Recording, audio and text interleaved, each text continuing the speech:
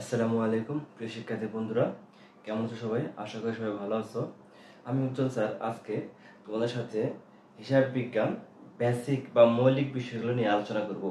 আজকের ক্লাসটি নবম দশম বা এইচএসসি একাদশ শ্রেণী অথবা যারা সায়েন্স ব্যাকগ্রাউন্ড থেকে কমার্সে এসেছো তাদের জন্য খুবই গুরুত্বপূর্ণ ক্লাস।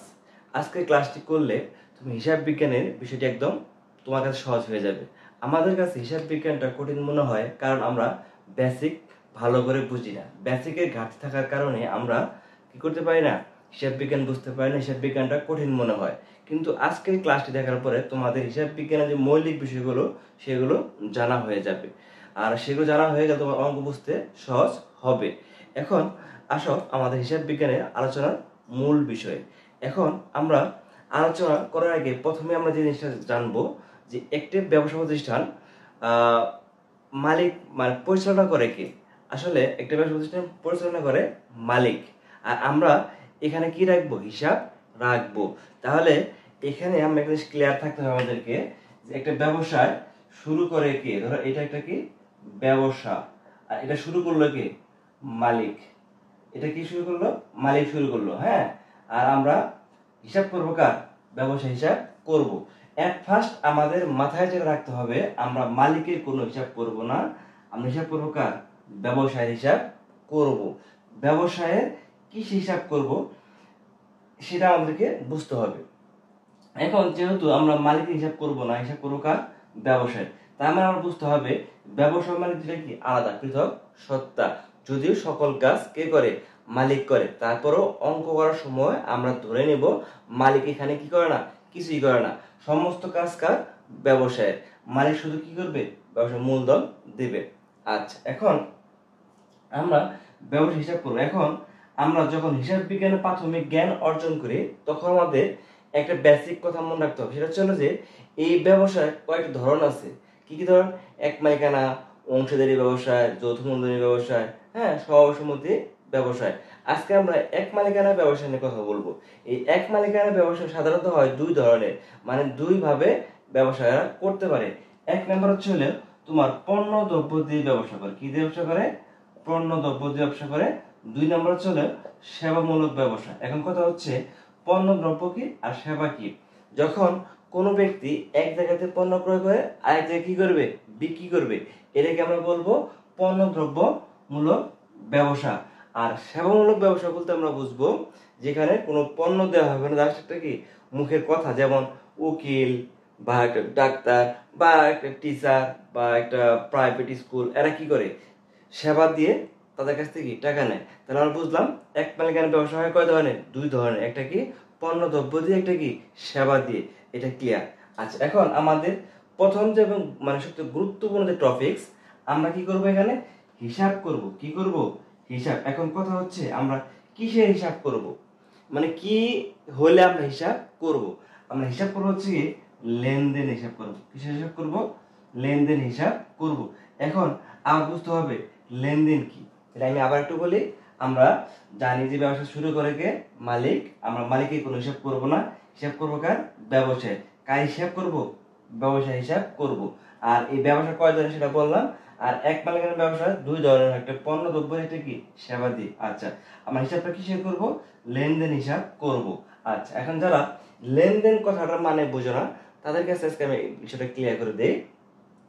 লেনদেন বলতে একটা ঘটনাকে বোঝাবে। কি কি বোঝাবে? ঘটনাকে বুঝাবে।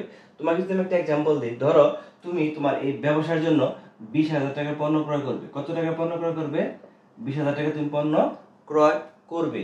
এই 20,000 টাকার পণ্য ক্রয় করে যাওয়ার সময় তুমি ধরো গাড়িতে অ্যাক্সিডেন্ট হয়েছো। যাওয়ার সময় কি তুমি গাড়িতে তোমার গাড়িটা অ্যাক্সিডেন্ট হয়ে গেছে। তো এখানে কিন্তু একটা ঘটনা ঘটছে। কি হয়েছে? একটা অ্যাক্সিডেন্ট হয়েছে, তুমি হালকা ব্যথা পাইছো। এটা একটা কি ঘটনা ঘটছে। তাহলে অ্যাক্সিডেন্ট হওয়া একটা ঘটনা, আবার ব্যথা পাওয়া একটা ঘটনা, আবার তুমি কি করো মেডিসিন কিনে গেছো, এটা একটা কি ঘটনা। এখন দেখো এই যে আঘাত পাইছো বা অ্যাক্সিডেন্ট হয়েছে, এখানে কি তোমার অর্থের আদান প্রদান ঘটে নাই। কিন্তু তুমি যাই কিছু হোক, তুমি সুস্থ হয়ে আবার তুমি কি পণ্য ক্রয় করতে গেছো, ব্যবসার জন্য কি করলা? 20,000 টাকা পণ্য ক্রয় করে নিয়ে আসলে। এতে কি হলো? তোমার ব্যবসায় পণ্য আসলে নগদ টাকা চলে গেল। এইখানে আমি বুঝতে পারলাম যে অর্থের কি আদান প্রদান ঘটছে। তার মানে ব্যবসায়ের কোনো ঘটনা দ্বারা যদি অর্থের আদান প্রদান ঘটে। কি ঘটে? অর্থের আদান প্রদান ঘটে বা অর্থ কমে বা বাড়ে বা আর্থিক অবস্থার পরিবর্তন হয়, ওই সকল ঘটনাকে আমি কি বলবো? লেনদেন বলবো। তার মানে লেনদেন বলতে কি বুঝি? ব্যবসায়ের আর্থিক অবস্থার পরিবর্তন হবে, অর্থ বাড়তেও পারে, কমতে পারে, দায় বাড়বে। সম্পদ যদি তুমি এগুলো বুঝবা না, এটা পরেও বুঝবা, সম্পদ দায় আয় ব্যয় এটা পরে বুঝাবো। তাহলে আমরা বুঝি যে অর্থের আদান প্রদান থেকে কি হয়? লেনদেন সৃষ্টি হয়। আচ্ছা, তার মানে আমরা বুঝলাম ঘটনা কি, লেনদেন কি, আমরা মোটামুটি বুঝতে পারলাম। এখন কথা হচ্ছে আমাদের এই হিসাব বিজ্ঞানে একটি মৌলিক নীতি আছে, মানে মৌলিক একটা সমীকরণ আছে। কি আছে? মৌলিক সমীকরণ, যাকে আমরা বলবো কি? হিসাব সমীকরণ। একে ইংলিশে বলা হয় অ্যাকাউন্টিং ইকুয়েশন। অ্যাকাউন্টিং কি বলা হয়? ইকুয়েশন বলা হয়। এইগুলো হচ্ছে কি? a = l + oe। এখন কথা হচ্ছে আমরা হিসাব বিজ্ঞানে যাই কিছু পড়ি না কেন, সবকিছু কি হবে? এর মধ্যে, এর বাইরে কোনো কিছু নাই। তার মানে এই যে a = l + oe এই তিনটা কথা যে লিখছি, এই তিনটার মধ্যে কি হিসাব বিজ্ঞানে সবকিছু আছে। যাদের এই তিনটাতে ঘাবলা থাকে, গ্যাপ থাকে, বুঝতে পারে না, তাদের কাছে হিসাব বিজ্ঞান সবসময় কি? কঠিন থেকে যায়। আর যারা এই তিনটা বিষয় ভালোভাবে বুঝতে পারে, তাদের কাছে হিসাব বিজ্ঞানটা কি? সহজ হয়ে যায়। এখন আমরা এই তিনটা ব্যাখ্যা আমরা শিখে নেব। আচ্ছা, এখন আমরা প্রথমে হচ্ছে এ = কি? অ্যাসেট। অ্যাসেট = কি? সম্মান, অর্থ হচ্ছে কি? সম্পদ। তাই আমরা বুঝলাম এ থেকে বুঝে অ্যাসেট, অ্যাসেট মানে কি? সম্পদ। এখন আমাকে বুঝতে হবে সম্পদ জিনিসগুলা কি, কোনগুলাকে সম্পদ বলবো, কেন বলবো। আমাকে এই সম্পদগুলো চিনতে হবে। এগুলা মুখস্থের বিষয় না, জাস্ট বোঝার বিষয়। আমি তোমাকে এই সম্পদ চেনার তিনটা উপায় বলে দেব। এখন তুমি কি করবা? এই কথাগুলো খাতায় নোট ডাউন করে নিবা। 1 নাম্বার কারণ হচ্ছে, যদি ব্যবসায়ে ব্যবহার করার জন্য, কি বললাম? ব্যবসায়ে ব্যবহারের জন্য। কিসের জন্য?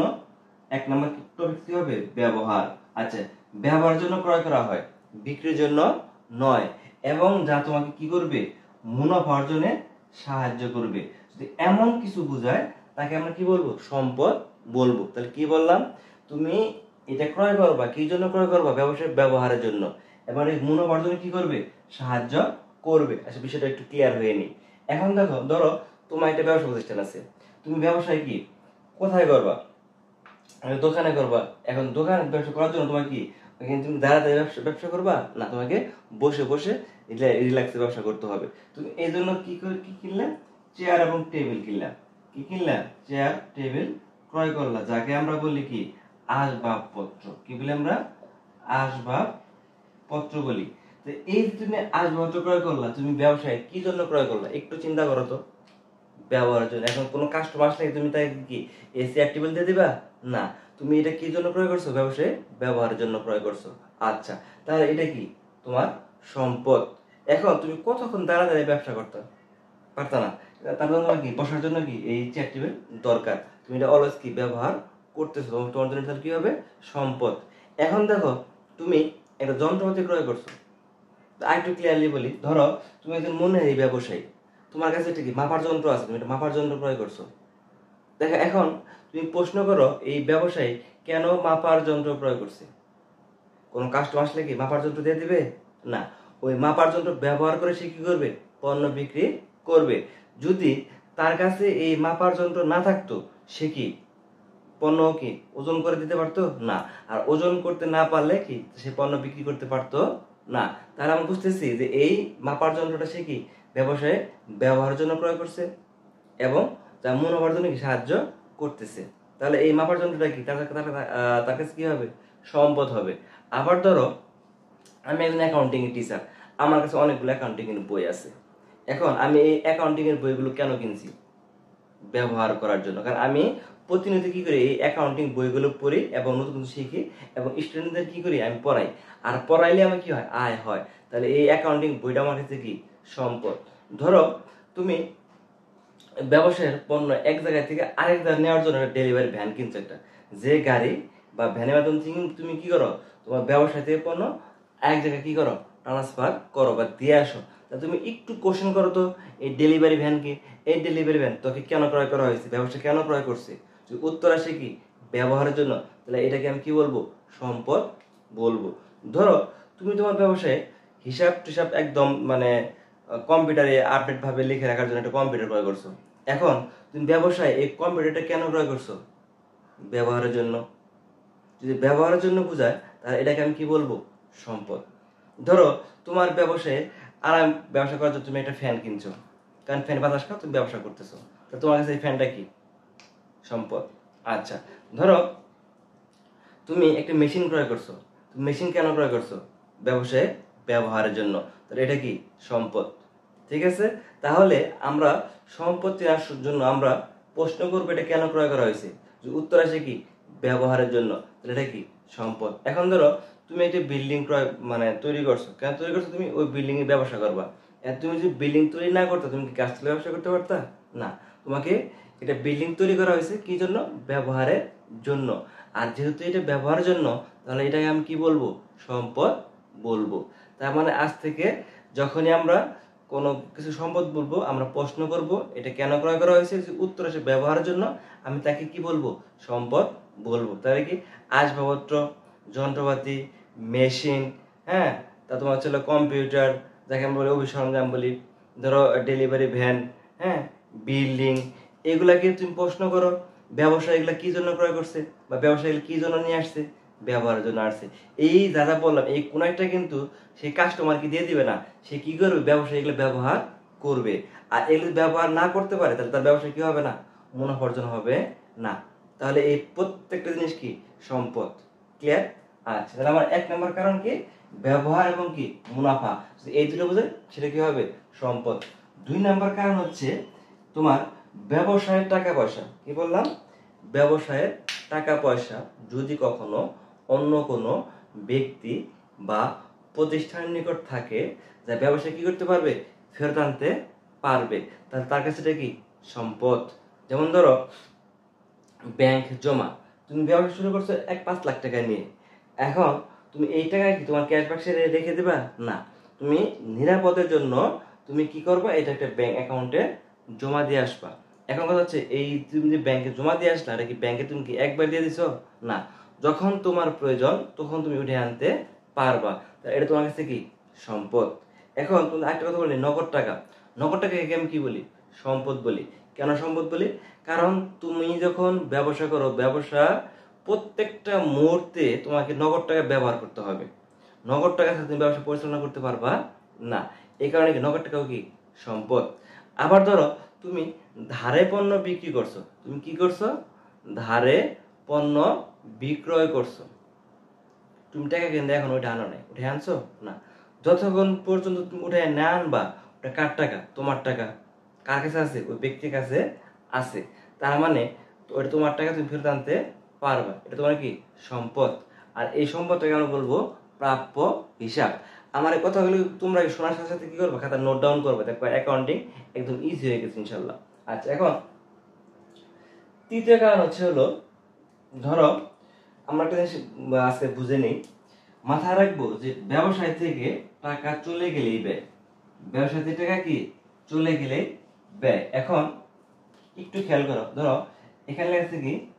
যে পণ্য ক্রয় 5,000 টাকা। আবার এখানে লেখা আছে যে আসবাব পত্র ক্রয় 50,000 টাকা। আবার ধরো লেখা আছে এখানে যন্ত্রপাতি ক্রয় কত টাকা? 60,000 টাকা। এখন কথা হচ্ছে দেখো, এইখানে পণ্য ক্রয় করছি টাকা চলে গেছে, আসবাবপত্র ক্রয় করছি টাকা চলে গেছে, যন্ত্রপাতি ক্রয় করছি এইখানে টাকা চলে গেছে। এই তিনটাই কি? ব্যয়। এখন কোনটা কোন ধরনের ব্যয় এটা বুঝতে হবে আবার। এখন দেখো এই যে পণ্য ক্রয়, এইটা কি? ঘন ঘন করবে। ধরো তুমি 5,000 টাকা পণ্য ক্রয় করে নিয়ে আসছো, 2 দিনে বিক্রি করে শেষ, তুমি আবার পণ্য ক্রয় করবা। আবার ধরো এখানে একটা কথা লিখে দিই, দেখো বেতন প্রদান, বেতন প্রদান ধরো 5,000 টাকা। এখানে আমরা 4টা কথা লিখছি, 4 টাকা 3 টাকা চলে গেছে। এখন দেখো বেতনটা কি? প্রত্যেক মাসে মাসে দেওয়া লাগে, তার মানে এই লেনদেনটা কি? ঘন ঘন ঘটতেছে। এই ব্যয়টা কি? ঘন ঘন ঘটতেছে। আবার পণ্য ক্রয়, এটাও কি? ঘন ঘন ঘটতেছে। তার মানে ব্যবসায় থেকে ঘন ঘন যে খাতে টাকা চলে যাবে তাকে আমরা বলবো কি? মুনাফা জাতীয় ব্যয়। কি বলবো? মুনাফা জাতীয় ব্যয়, মানে এই ব্যয়গুলা কি ঘন ঘন ঘটবে, ঘন ঘন টাকা চলে যাবে এবং এর ব্যবহার ক্ষমতা বা ব্যবহারকাল খুবই অল্প সময়। তুমি যদি একজন কর্মচারীকে 1 মাসে বেতন দাও, সে 1 মাসে কাজ করবে, সে কিন্তু 2 মাস কাজ করবে না। 2 মাস বেতন দিবে, তুমি 2 মাসে কাজ করবে, বেশি কাজ করবে না। কিন্তু যন্ত্রপাতি এবং আসবাবপত্র এইগুলা কিন্তু অনিয়মিত, একবার আসবাবপত্র ক্রয় করলে এটা দীর্ঘদিন ব্যবহার করা যায়। যেমন ধরো তুমি তোমার বাসার কথা চিন্তা করো, বাসায় খাট আছে, টেবিল আছে, ফ্রিজ, হ্যাঁ, বা তোমার ধরো সুকেস আছে, আলমারি আছে, এগুলো দেখো একবার বানাইছে, এগুলো অনেক বছর ব্যবহার করতেছে, এগুলা কিন্তু ঘন ঘন তৈরি করতেছে না। তার মানে এই খাতে কি ঘন ঘন টাকা যাচ্ছে না। আর যে খাতে ঘন ঘন টাকা যাবে না, যে ব্যয়গুলো অনিয়মিত, তাকে আমরা কি বলবো? মূলধন জাতীয় ব্যয়। আর এই মূলধন জাতীয় ব্যয়কে বলা হয় কি? সম্পদ। দেখো এই যে যন্ত্রপাতি কি জন্য প্রয়োগ করা হয়েছে? ব্যবহারের জন্য। আসবাবপত্র কেন প্রয়োগ করা হয়েছে? ব্যবহারের জন্য। তার মানে আমরা বুঝলাম ব্যয় হলো কয় প্রকার? 2 ধরনের। এটা কি মুনাফা জাতীয় ব্যয়, এটা কি মূলধন জাতীয় ব্যয়। তার মানে যে সকল ব্যয় ঘন ঘন ঘটবে, মানে যে সকল খাতে ঘন ঘন টাকা চলে যাবে, মুনাফা জাতীয় ব্যয়। আবার যে খাতে ঘন ঘন টাকা যাবে না, অনিয়মিত, সেটা মূলধন জাতীয় ব্যয়। এখন এই মুনাফা জাতীয় ব্যয় একটা জিনিস খেয়াল করো। ধরো আমি 5 মাসের ভাড়া প্রদান করছি। কয় মাসের ভাড়া প্রদান করছি? 5 মাসের ভাড়া প্রদান করছি। খুব ভালো করে বুঝো, প্রদান 5000 টাকা। এখন কথা হচ্ছে, আমি 5 মাসের ভাড়া যে প্রদান করছি, এটা কি আমি আজকে দিচ্ছি না? আজকে দেওয়ার ফলে এটা কি হয়ে গেল? অগ্রিম হয়ে গেল। কারণ আমরা এখনো কি করি নাই? ওই বাসায় থাকি নাই। ধরো আমি এখানে 5 মাসের 1 মাস আমি থাকলাম। কয় মাস থাকলাম? 1 মাস, কত? 1000 টাকা। তার মানে 1 মাস থাকছি, মানে কি আমি 1 মাস ব্যবহার করছি বাসা। এই 1 মাস ব্যবহার করার ফলে আমার ব্যয় হয়েছে কত? 1000 টাকা। খরচ হয়েছে কত? 1000 টাকা। আর বাকি 4000 টাকা আমার কি খরচ হয়েছে? আমি কি ব্যবহার করছি? না। যতক্ষণ পর্যন্ত ব্যবহার না করব, ততক্ষণ পর্যন্ত আমার কাছে এটা কি? সম্পদ। তারপর একটা জিনিস খেয়াল রাখো, যে ব্যয়ের যে অংশ এখনো খরচ হয়নি, এখানে একটা কথা আছে। অনেকে আমরা এই ব্যয়ের খরচ একসাথে গুলাই ফেলি। আসলে ব্যয় এবং খরচ এক কথা না। ধরো আমি যে 5000 টাকা প্রদান করছি 5 মাসে, এটা হচ্ছে ব্যয়। আর 1 মাস থেকে আমি কি ব্যবহার করছি না, ওই 1 মাসের জন্য কি? খরচ। তার মানে ব্যয়ের যে অংশ এখনো খরচ হয়নি, ভবিষ্যতে খরচ করা যাবে বা ব্যবহার করা যাবে, ওইটাকে আমরা কি বলবো? সম্পদ বলবো। তাহলে আমি সম্পদ চিনা করার উপায় বললাম 3টে। 1, আবার রিপিট করে দেই, ব্যবসায়ে ব্যবহার উদ্দেশ্যে যা কিছু ক্রয় করা হয় এবং মুনাফা অর্জনে সাহায্য করে, সে সম্পদ। 2, ব্যবসায়িক টাকা পয়সা অন্য কোনো ব্যক্তি বা প্রতিষ্ঠানের নিকট আছে, যা ফেরত আনা যাবে, তার সম্পদ। যেমন ব্যাংক হিসাব বললাম, প্রাপ্য হিসাব বলছি। আর বলছি যে ব্যয়ের যে অংশ এখনো কি হয় নাই? খরচ হয়নি, ভবিষ্যতে খরচ করা যাবে। যতক্ষণ পর্যন্ত খরচ না করতেছি, ততক্ষণ পর্যন্ত আমার কাছে এটা কি? সম্পদ। এই হলো আমার সম্পদ চেনার 3টা উপায়। এখন আমরা কথা বলবো দায় নিয়ে। কি নিয়ে কথা বলবো? দায়। তাহলে আমাদের অ্যাসেট নিয়ে কথা বলা বা সম্পদ নিয়ে কথা বলা শেষ। এখন আমরা কথা বলবো কি নিয়ে? দায় নিয়ে কথা বলবো। আচ্ছা, দায়। দায় মানে কি? এল মানে কি? লায়াবিলিটি। লায়াবিলিটি, এটাকে আমরা বলবো দায়। এখন দায় বলতে আমরা কি বুঝি? একটু আগে যেন কি বললাম, যে ব্যবসায় টাকা পয়সা অন্য কার নিকট আছে, ব্যবসায় কি আনতে পারবে, এটা ব্যবসা, এটা কি? সম্পদ। আর এখন আমরা একটু উল্টা পড়বো। উল্টা কি? যে ব্যবসায়ের নিকট অন্য কোনো ব্যক্তি বা প্রতিষ্ঠান টাকা পায়, যা ব্যবসায় পরিশোধ করতে বাধ্য। যতক্ষণ পর্যন্ত পরিশোধ না করবে, ততক্ষণ পর্যন্ত ওই ব্যক্তির কাছে কি? ব্যবসায় দায়বদ্ধ। সাপোজ ধরে নাও যে ব্যবসায় অনেকটা ব্যবসা থেকে কি ধারে পণ্য ক্রয় করছে। ধরো এখান থেকে কি? ধারে পণ্য ক্রয় 5000 টাকা। এখন খেয়াল করো, আমি তো পণ্য তো ক্রয় করে নিয়ে আসছি, টাকা কি আমি দিছি? টাকা এখন আমি কি করি নাই? দেই নাই। যতক্ষণ পর্যন্ত আমি টাকা না দিব, ততক্ষণ পর্যন্ত এটা আমার কাছে কি? দায়। ধরো আমি এক বাসা ভাড়া নিয়েছি, আমি সারা মাস বাসায় থাকছি, এখন কি করি নাই? ভাড়া দেই নাই, ভাড়া আমাকে দিতে হবে। যতক্ষণ পর্যন্ত না দিব, ততক্ষণ পর্যন্ত আমার কাছে এটা কি হবে? দায়। অনুরোধ, ধরো আমি ব্যাংক থেকে ঋণ নিয়ে আসলাম, ব্যাংক থেকে কিনেছি ঋণ। এখন কথা হচ্ছে, ব্যাংক আমাকে কি ফ্রিতে টাকা দিয়ে দিছে? ব্যাংকের মালিক কি আমার শ্বশুর লাগে যে আমাকে মাগনা দিয়ে দিবে? দিবে না। আমাকে কি করতে হবে? একটা সময় পর পরিশোধ করতে হবে। যতক্ষণ পর্যন্ত আমি পরিশোধ না করব, ততক্ষণ পর্যন্ত আমি কি? তার কাছে দায়বদ্ধ। তাহলে আমরা সম্পদ এবং দায় সম্পর্কে আইডিয়া পেলাম। এখন আমাদের মোস্ট ইম্পর্টেন্ট কথা ছিল ওনার্স ইকুইটি মানে মালিকানা সত্ত্ব। এখান থেকে আমাদের একটা কোশ্চেন আসে, মালিকানা সত্ত্বের পরিমাণ নির্ণয় করো। কি নির্ণয় করো? মালিকানা সত্ত্বের পরিমাণ নির্ণয় করো। এখন এখানে এই মালিকানা সত্ত্বের পরিমাণ নির্ণয় করতে আমাকে বুঝতে হবে বিষয়টা কি। আচ্ছা, আগে বুঝি মালিকানা সত্ত্ব কি। মালিকানা সত্ত্ব হচ্ছে ব্যবসায়ের উপর মালিকের দাবি। এই যে এখানে বলছে না যে এ ইকুয়াল এল প্লাস ওই, তার মানে এই যে সম্পদ আছে এই সম্পদের উপরে দাবি আছে কার কার? পাওনাদার দাবি আছে, টাকা পায় তাদের দাবি আছে এবং মালিকের দাবি আছে। তার মানে ধরো এখানে সমান সমান বলছে কি যে এ ইকুয়াল এল প্লাস ওই, এটা সমান সমান হচ্ছে ধরো তোমার সব ব্যবসায়ে সম্পদ আছে কত? ধরো সম্পদ আছে 50,000 টাকা। এখন এই দুইটা মিলাই তোমার কি হতে হবে? 50,000 টাকা হতে হবে। ধরে নিলাম দায় আছে কত? 20,000 টাকা। তাহলে যদি 50,000 টাকা থেকে আমি দায় যদি 20,000 টাকা পরিশোধ করে দিই, তাহলে বাকি থাকে কত? 30,000 টাকা। এটা কি? মালিকানা সত্ত্ব। তার মানে এই পাশে যে টাকা থাকবে এই পাশে দুইটা মিলে কি সেই টাকাই হতে হবে।